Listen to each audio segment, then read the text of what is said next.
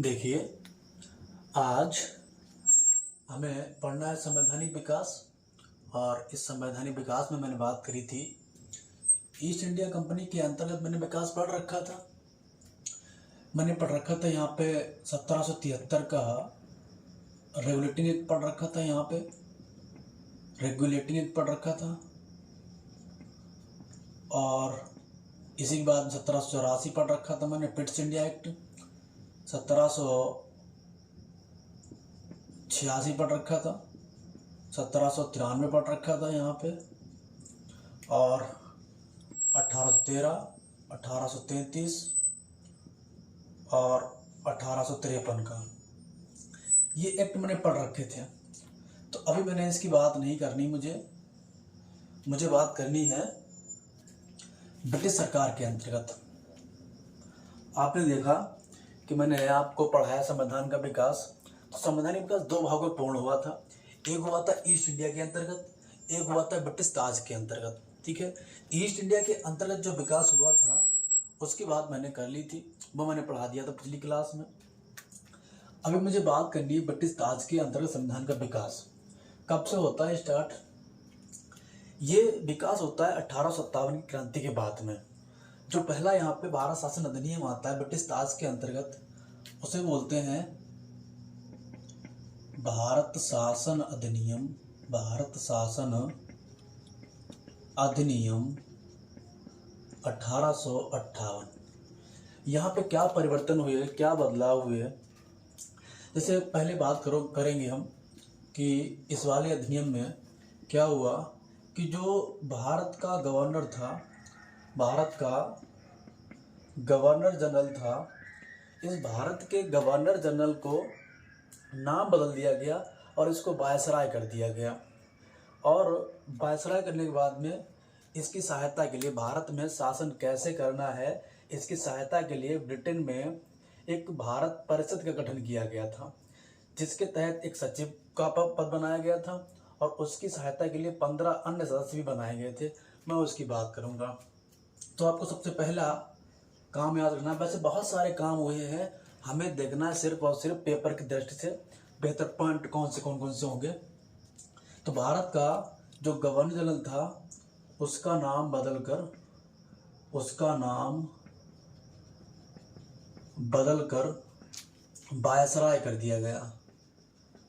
Viceroy कर दिया गया। अब प्रश्न ये उठता है कि गवर्नर जनरल से जो वायसराय बना है वो वायसराय कौन था। तो प्रश्न ये बहुत महत्वपूर्ण बन जाता है कि भारत का प्रथम वायसराय कौन था। भारत का प्रथम वायसराय, तो आप याद रखेंगे ये था लॉर्ड कैनिंग। Lord Canning. आपको याद रखना है कि जब 1857 की क्रांति हुई थी उस टाइम पर भी ये वायसराय था, उस टाइम पे गवर्नर था। तो प्रश्न बनता है कि 1857 की क्रांति के समय भारत का गवर्नर जनरल या वायसराय कौन था। तो लॉर्ड कैनिंग था। ये भारत का प्रथम वायसराय होता है। अब क्या होता है, यहाँ से जो कंपनी थी ईस्ट इंडिया कंपनी के शासन को, जब 1858 का अधिनियम आया था शासन, तब इसमें हुआ था कंपनी के शासन को समाप्त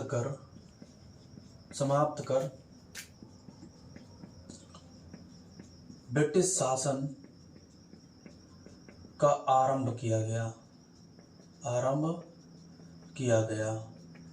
यहाँ से ईस्ट इंडिया कंपनी के काम को खत्म कर दिया गया और स्टार्ट होता है ब्रिटिश ताज का शासन या ब्रिटिश शासन या ब्रिटिश सरकार का शासन या ब्रिटिश सम्राट का शासन। एक ही बात होती है। दूसरी बात करेंगे कि अब यहाँ से ईस्ट इंडिया के काम को तो समाप्त कर दिया गया, यानी ईस्ट इंडिया के काम को खत्म कर दिया गया, उसका शासन नहीं रहेगा। तो अब शासन कौन करेगा, कैसे किया जाएगा। तो भारत में तो गवर्नर जनरल था, उसकी परिषद अलग थी। और ब्रिटेन में क्या होता है, यहाँ से ब्रिटेन में एक भारत परिषद का गठन किया गया। एक भारत परिषद का गठन किया गया। का गठन किया गया, एक भारत परिषद का गठन किया गया। तो प्रश्न बनता है कि भारत परिषद का गठन कब किया गया, तो बोलेंगे 1858 के भारत शासन अधिनियम के तहत भारत परिषद का गठन किया गया। इस भारत परिषद में क्या था, इस भारत परिषद में एक सचिव था, एक सचिव था भारत के लिए, जो भारत की देखरेख करेगा। अब प्रश्न ये उठता है कि भारत का पहला सचिव, भारत के लिए पहला सचिव कौन बना था, उसका नाम था, तो आप कह सकते हैं यहाँ पर भारत का प्रथम सचिव, भारत का प्रथम सचिव, उसका नाम था लॉर्ड स्टैनले, लॉर्ड स्टैनले। जी नाम आपको याद रखना है, भारत का पहला सचिव पूछा जाए लॉर्ड स्टैनले, या प्रश्न पूछा जाए भारत में सचिव का पद कब सृजित किया गया या कब स्थापित किया गया, तो आप बोलेंगे 1858 के अधिनियम के तहत। ये ब्रिटेन में ही था, ये ब्रिटेन के ही कैबिनेट के मंत्री हुआ करते थे। अब इसके लिए 15 अन्य सदस्य थे, 15 अन्य सदस्य थे। हुआ क्या कि इनके लिए जो वेतन की व्यवस्था की गई थी, इनके लिए जो वेतन की व्यवस्था की गई थी वो भारतीय राजस्व से था। वेतन, वेतन कहाँ से दिया जाता था, भारतीय राजस्व से, भारतीय राजस्व से। इनको जो वेतन दिया जाता था, इनका जो खर्चा होता था, वो टोटल सब कहाँ से होता था, भारतीय राजस्व से होता था। तो आपको याद रखना है 1858 के अधिनियम में भारत का गवर्नर जनरल का नाम बदलकर वायसराय कर दिया गया। तो अब प्रश्न बनता है कि भारत का पहला वायसराय कौन होता है, लॉर्ड कैनिंग होता है। कंपनी के शासन को समाप्त कर दिया गया था और यहीं से ब्रिटिश का शासन स्टार्ट होता है। तो आपसे अगर पूछ ले कि कंपनी का शासन पूर्णतः समाप्त कब हुआ था, तो 1858 के अधिनियम के तहत समाप्त हो गया था। और ब्रिटिश का शासन पहली बार कब स्टार्ट होता है, तो आप बोलेंगे 1858 के अधिनियम से ब्रिटिश का शासन स्टार्ट होता है। फिर भारत परिषद का गठन हुआ था, कहाँ हुआ था, ब्रिटेन में हुआ था। ये ब्रिटेन में हुआ था, ब्रिटेन में हुआ था। तो ब्रिटेन में एक भारत परिषद का गठन किया गया था, जिसके तहत भारत के लिए सचिव बनाया गया। भारत सचिव इसको कहते थे। भारत का प्रथम सचिव कौन बनता है, लॉर्ड स्टैनले बनता है। इसमें 15 अन्य सदस्य हुआ करते थे, मेंबर अन्य होते थे। जो इनको वेतन की व्यवस्था की गई थी वो भारतीय राजस्व से की गई थी, हालांकि बाद में खत्म भी कर दिया गया था। मैं पढ़ूंगा 1919 का जब अधिनियम पढ़ेंगे वहां पर इसकी बात करेंगे। तो इतनी बात तुम्हें 1858 के अधिनियम से याद रखनी है, इसको लिख भी लेना ज़्यादा बेहतर रहेगा। मैंने रिवीजन के लिए वही जाए, क्लास में पढ़ा देते हैं, ऑफलाइन क्लास में पेपर की दृष्टि से इतना महत्वपूर्ण है। आगे मैं बात करूंगा इसी के बाद जो अधिनियम आया। अब भारत में शासन कौन करेगा, भारत परिषद करेगा। अब जो अधिनियम आएंगे वो भारत परिषद के अधीन आएंगे। कौन कौन से ऐसे हैं जो भारत परिषद के अधीन आते हैं उनकी बात में करूंगा। तो आप देखेंगे यहाँ पे जो अधिनियम अगला आता है इसको बोलते हैं भारत परिषद अधिनियम, इसको बोलते हैं भारत परिषद अधिनियम, भारत परिषद अधिनियम। क्योंकि भारत परिषद बन गई भारत पे शासन करने के लिए भारत परिषद, तो अब ये अपने अधिनियम लाएगा, ये कैसे शासन चलाएंगे। तो यहाँ पे क्या हुआ, इन्होंने इसके अंतर्गत 3 अधिनियम आए। एक तो आया 1861 का अधिनियम, एक आया 1892 का और एक आया है 1909 का। ये 3 अधिनियम पढ़ने हैं हमें इसमें। तो भारत परिषद अधिनियम 1861 की मैं बात करूं, 1861 की, तो इसमें क्या क्या क्या हुआ। आपने देखा जो वायसराय बना था, तो यहाँ पर सबसे पहली बात यह है कि वायसराय की शक्तियां बढ़ा दी गई, शक्तियां बढ़ा दी गई। अब शक्तियां क्या क्या बढ़ाई गई, वायसराय शक्तियां बढ़ा दी गई। शक्तियां आप बोलेंगे नंबर 1 शक्ति होती अध्यादेश जारी करने की शक्ति, अध्यादेश जारी करने की शक्ति बढ़ाई गई, अध्यादेश जारी करने की शक्ति। अध्यादेश उस टाइम पे, उस समय की अगर बात करूं, उस समय जो उसका टाइम था, समय अवधि थी, वो 6 महीने की थी, 6 मंथ की थी। वर्तमान में 42 दिन का होता है, ये भी याद रखना आपको। वर्तमान में 42 दिन, ये 1 महीने 12 दिन कह सकते हैं, इसको 42 दिन कह सकते हैं, या 6 सप्ताह भी कह सकते हैं, 6 सप्ताह। ये बात भी तुम्हें याद रखनी है। ये अध्यादेश जारी करने की शक्ति वर्तमान की अगर मैं बात करूं, वर्तमान में किसके पास है? वर्तमान में यह शक्ति राष्ट्रपति के पास होती है, राष्ट्रपति के पास। अब अगर पूछ लें राष्ट्रपति के पास कौन से अनुच्छेद के तहत इसको शक्ति प्रदान होती है, तो आप बोलेंगे अनुच्छेद होता है, आर्टिकल होता है 123 के तहत राष्ट्रपति को अध्यादेश जारी करने की शक्ति होती है। ये आप बात याद रखेंगे, नोट पॉइंट में लिख लेंगे इसको। अध्यादेश जारी करने की शक्ति इसको मिल गई। फिर दूसरी बात आती है यहीं पर, दूसरी शक्ति की अगर बात करूं तो वीटो पावर। हालांकि पहले चला आ रहा था, यहाँ पर वीटो पावर और मजबूत कर देगा इसके लिए। वीटो पावर शक्ति, वीटो पावर शक्ति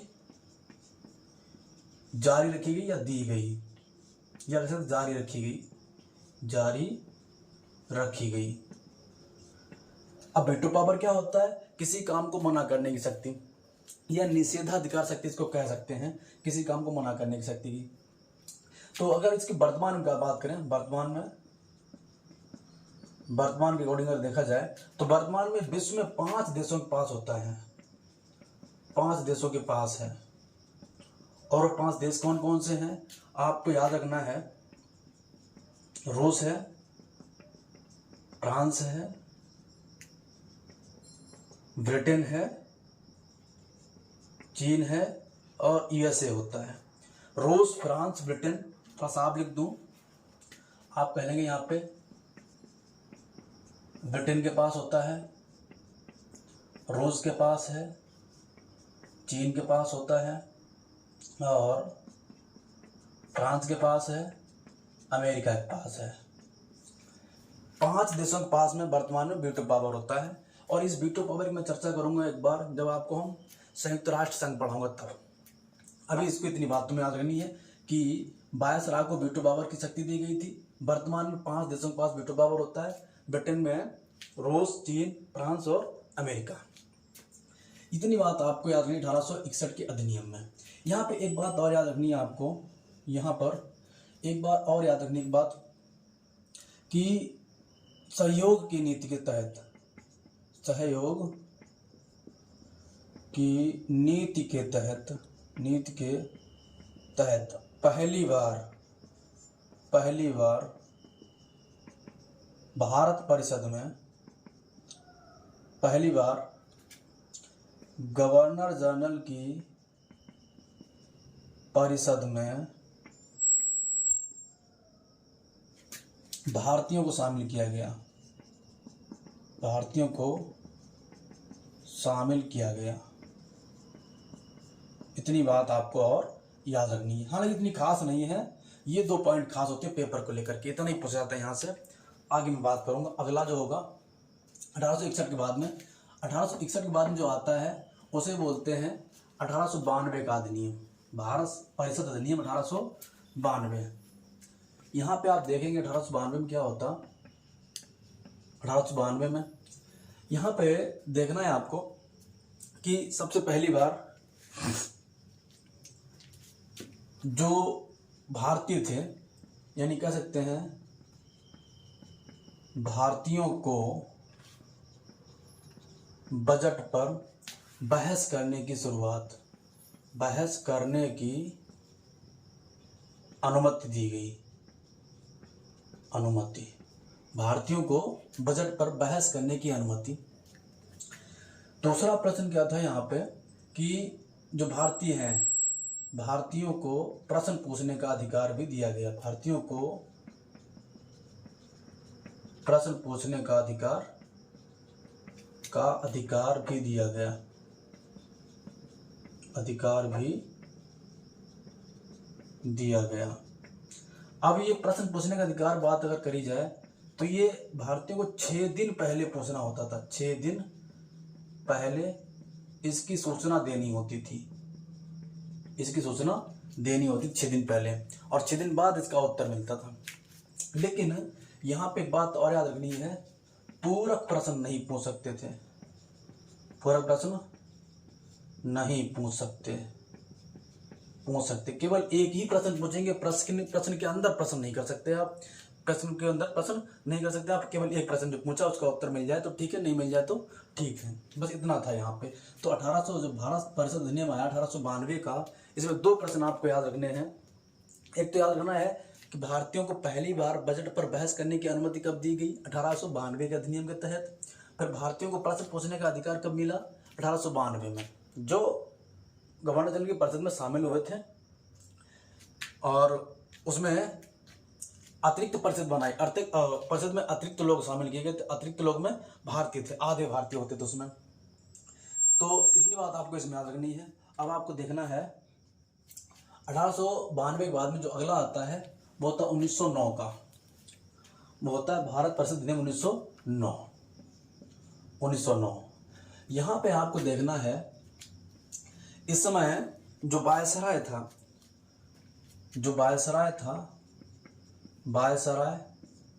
और जो सचिव था, भारत सचिव, वायसराय था मार्ले और सचिव था वो था मिंटो। सचिव था मिंटो, वायसराय था मार्ले। जो सचिव मार्ले था, यहाँ पे सचिव मार्ले था और ये था मिंटो वायसराय। इन दोनों ने मिलकर के इसको तैयार किया था, इसलिए इसको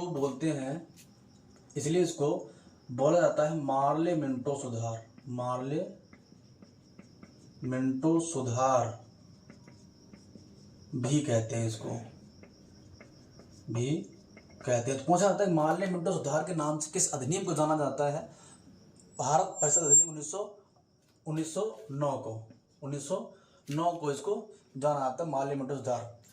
अच्छा, अब क्या हुआ था, यहाँ से भारत में पहली बार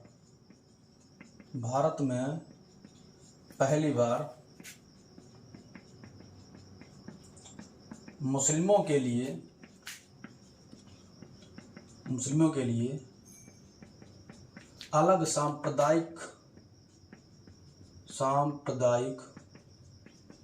अलग सांप्रदायिक निर्वाचन मंडल की शुरुआत की गई। ये प्रश्न अपने में खास होता है, भारत में पहली बार मुस्लिमों के लिए अलग सांप्रदायिक निर्वाचन मंडल की शुरुआत कब की जाती है, 1909 के अधिनियम के तहत। तो आपको याद रखना है कि मार्ले मिंटो सुधार किसे कहा जाता है, 1909 के अधिनियम को। इसमें वायसराय कौन था, मिंटो था, सचिव कौन था, मार्ले था। भारत में पहली बार मुस्लिमों के लिए अलग सांप्रदायिक निर्वाचन मंडल की शुरुआत की गई थी। ये 2 प्रश्न बहुत खास होते हैं, हालांकि बहुत सारी बातें होती हैं वो पेपर के लिए इतनी खास नहीं होती हैं, आपको याद रखना है ये 2 खास बातें होती हैं। बाकी इसके बाद जो अगला अधिनियम आता है वो होता है 1919 का। 1919 का अधिनियम होता है। तो डालेंगे अगली हेडिंग डालेंगे भारत सरकार अधिनियम 1919। परिषद का काम खत्म हो गया, भारत सरकार अधिनियम 1919। भारत सरकार अधिनियम 1919। अच्छा, इसकी बात करें तो यहाँ पे जो वायसराय था उसका नाम था चेम्सफोर्ड। यहाँ पे जो वायसराय वो था चेम्सफोर्ड। यहाँ पे जो वायसराय था वो चेम्सफोर्ड था। और जो भारत सचिव था चेम्सफोर्ड मॉन्टेग्यू ये सचिव था। इन दोनों ने रिपोर्ट तैयार की थी और जो रिपोर्ट तैयार की गई थी उसी को भारत सरकार अधिनियम 1919 के नाम से जाना जाता है। इसीलिए इसे मॉन्टेग्यू चेम्सफोर्ड सुधार के नाम से जाना जाता है। मॉन्टेग्यू चेम्सफोर्ड सुधार के नाम से जाना जाता है। सुधार के नाम से जाना जाता है। मॉन्टेग्यू चेम्सफोर्ड सुधार के नाम से जाना जाता है 1919 के अधिनियम को। अब क्या हो गया, यहाँ पर केंद्र में द्विसदनात्मक व्यवस्था की गई। पहली पॉइंट आपको खास याद रखना है, केंद्र में द्विसदनात्मक व्यवस्था, केंद्र में द्विसदनात्मक व्यवस्था की गई, इस अधिनियम के तहत व्यवस्था की गई। केंद्र में द्विसदनात्मक व्यवस्था। अब द्विसदनात्मक व्यवस्था क्या थी यहाँ पे, तो एक होता है उच्च सदन और एक होता है निम्न सदन। निम्न सदन, जो उच्च सदन था इसको बोलते हैं राज्य परिषद, इसे बोलते हैं राज्य परिषद, और जो निम्न सदन था इसे बोलते हैं केंद्रीय विधान परिषद, विधानसभा, केंद्रीय, इसे बोलते हैं केंद्रीय विधान परिषद, केंद्रीय विधान सभा, इसे को नहीं कहेंगे, केंद्रीय विधानसभा। उच्च सदन ये था राज्य परिषद, निम्न सदन ये था केंद्रीय विधानसभा। केंद्र में द्विसदनात्मक व्यवस्था लाई गई थी, हालांकि बाद में खत्म कर दी गई, प्रांतों में आई थी।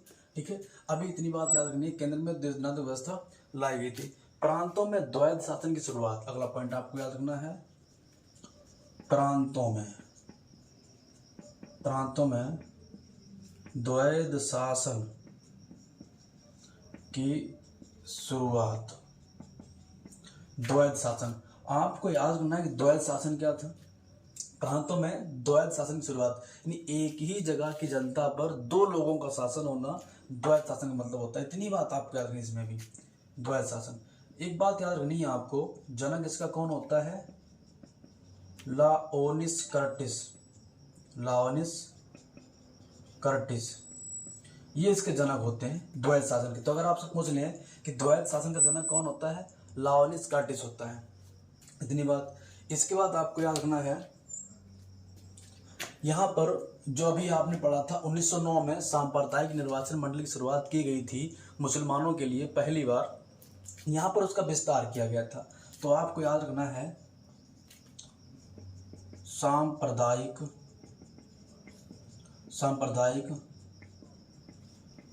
निर्वाचन मंडलों का विस्तार, निर्वाचन मंडलों का विस्तार किया गया, विस्तार किया गया। यानी पहले ये मुसलमानों के लिए था केवल, अब किसके लिए खोल दिया गया, बंद कर दिया गया। एक तो सिखों के लिए किया गया, सिखों के लिए, ईसाई के लिए भी कर दिया गया, जो एंग्लो इंडियन थे इनके लिए भी कर दिया गया, और इसके बाद में जो यूरोपीय थे इनके लिए भी। तो सांप्रदायिक निर्वाचन मंडल का विस्तार किया गया, इन सिखों के लिए भी कर दिया गया अलग से, ईसाइयों के लिए भी, एंग्लो इंडियन के लिए भी और यूरोपियों के लिए भी अलग सांप्रदायिक निर्वाचन मंडल की शुरुआत की गई थी यहाँ पे। तो इतनी बात तुम्हें आज नहीं, यहाँ पे भारत सरकार 1919 जब आया था तो वायसराय यहाँ पे चेम्सफोर्ड था, सचिव मॉन्टेग्यू था, इन दोनों ने मिलकर के रिपोर्ट तैयार की गई थी, इसलिए इसे मॉन्टेग्यू चेम्सफोर्ड सुधार के नाम से जाना जाता है। केंद्र में द्विसदनात्मक व्यवस्था की गई, कौन कौन सी, उच्च सदन और निम्न सदन। यही वर्तमान में चल रहा है। राज्य परिषद इसको बोलते हैं, इसको बोलते हैं केंद्रीय विधानसभा। प्रांतों में द्वैध शासन की शुरुआत की गई, इसका जनक होता है लाओनिस कर्टिस। सांप्रदायिक निर्वाचन मंडल का विस्तार किया गया, सिखों के लिए, ईसाई के लिए, एंग्लो इंडियन के लिए और यूरोपियों के लिए। यहाँ पे आपको एक बात और याद रखनी है कि इसमें पहली बार महिलाओं को मताधिकार दिए गए। एक बात और याद रखनी है यहाँ पे, इस वाले अधिनियम में भारत में पहली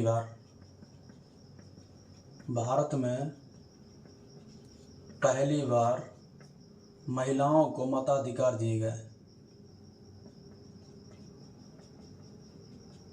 महिलाओं को मताधिकार दिए गए, मताधिकार दिए गए। हालांकि ये भी एक तरफ से नहीं था, जो पढ़ी लिखी महिलाएं थीं जो अधिक कर देती थी और जिनके पास संपत्ति ज़्यादा थी उनको एक दिया गया था अधिकार। तो महिलाओं को पहली बार भारत में ऐसा कोई समय था जो महिलाओं को वोट डालने का अधिकार दिया गया था। अच्छा, यहाँ पे आपको एक बात याद रखनी है, जो भारत परिषद बनाई गई थी, भारत परिषद, उस भारत परिषद की संरचना में कमी की गई। जो संख्या 15 थी, 15 से घटा के कर दी गई 18, 8 से 12। तो बोलेंगे भारत परिषद के सदस्यों की संख्या घटा दी गई। और जिसका जो वेतन इनको दिया जाता था भारत की परिषद से, भारत के राजस्व से, वो उसका विरोध करके यहाँ पे वेतन अब भारत के राजस्व से न दिया दे करके ब्रिटेन के, यानी कह सकते हैं हम इसको वेतन अब ब्रिटेन के राजस्व से दिया जाने लगा। इतनी बात आपको और याद रखनी है कि भारत में पहली बार महिलाओं को मताधिकार दिए गए। जो भारत परिषद बनी थी, इनके सदस्यों की संख्या घटा दी गई और वेतन जो है अब ब्रिटेन के राजस्व से दिया जाएगा। अब इसको वेतन भारत के राजस्व से नहीं दिया जाएगा। एक बात और याद रखनी है आपको, यहाँ पर एक खास बात और काम और हुआ था। यहाँ पे आपको याद रखना है, मैं इसको यहाँ लिख देता हूँ। हुआ क्या था कि संघ लोक सेवा आयोग की स्थापना की गई। संघ लोक सेवा आयोग, जिसे हम यूपीएससी बोलते हैं, यूपीएससी की स्थापना की गई। इसकी स्थापना के लिए एक ली आयोग बना था, इसकी स्थापना के लिए। इसे बोलते हैं ली आयोग